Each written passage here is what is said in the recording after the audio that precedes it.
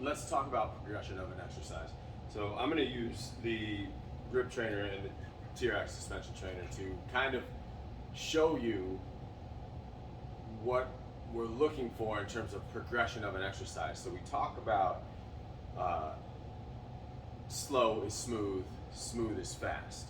And what happens is we always want to go from not knowing the exercise to fast, right? And so we assume that we see that as the demo, and we assume that we can just jump ahead to what the demo looks like without going through the progression of the exercise. So I'm going to take this and I'm going to show you some examples. So I don't know if you can see that there's some resistance on the back end of this. Let's go, yeah, we're going to still stay here. So there's resistance on the back end of this. Now, I'm here, I'm going to pivot and push this, right? And the idea is to push this back end through the camera that you're looking at right now.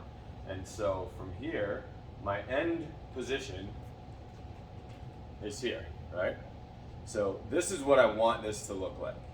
Now, to get there, I'm going to pull and push with my arm. So I'm going to pull this outside arm into my chest. I'm going to push this hand into the camera, so into what you're looking at. So I'm going to push that to you, and I'm going to pull this to me, right? So that is the idea of this movement. Now, what my torso and the rest of my body is doing, I'm just rotating in this cylinder, right? So what you're going to see when people actually get into this is they're going to lean towards the camera, right? And they're going to lose this whole push-pull dynamic here, right? So are they going from point A to point B? Yes. In the way that's intended? No. In a way that's going to help them? Not necessarily. And then they can't ever actually progress that exercise because progressing that exercise would lead to them basically stepping forward. So if I was to say, okay, now do that with more power or faster, they do that, right? So now, if I can get the mechanics of that push-pull and that rotation, and my hip rotates into the end goal position, and I get that push-pull, right? And I get really good at this, then I can start to progress by moving this hand closer to the other hand, and that's the progression on the stick, right? So if my hand moves further away from the resistance, I'm creating a longer lever arm. And so now let's say I'm really good at that, right? So now I can start to speed it up with all the parameters remaining the same.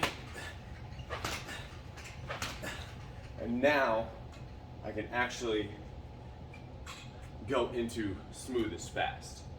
But I can't do that unless I understand the mechanics and how I'm trying to get from slow to smooth to fast. Right? I can do the same thing with straps. Right? So I can look at this and I can let's take a simple warm-up exercise. I can take this squat and row, right? Here are the mechanics. I'm going to sit down, extend my arms. When I stand up, I'm going to stick my chest out, extend my legs, and then pull my hands into my chest. So that's the movement. What you see is A to B. What's happening is in between A and B. That's what we're looking for, right? Shoulders down and back, squeeze the glutes, pull those shoulders down and back, pull those hands into the chest, and come back, control the descent.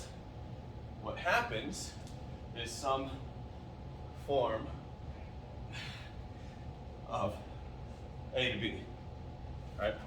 So now when I do that exercise, I'm going to look for everything that's in between A and B and try to smooth that out so I can try to go further underneath, like this.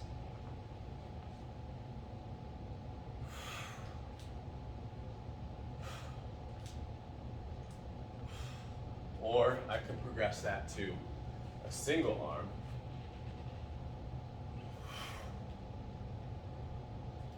Squat and row, right? But there's so much inside of there, so all of a sudden you've got people doing single arm squat and row because they think, oh, I need to do that. And it's here. Right? Without understanding the progression is the thing, not A to B. Right? A to B, sure, that happened.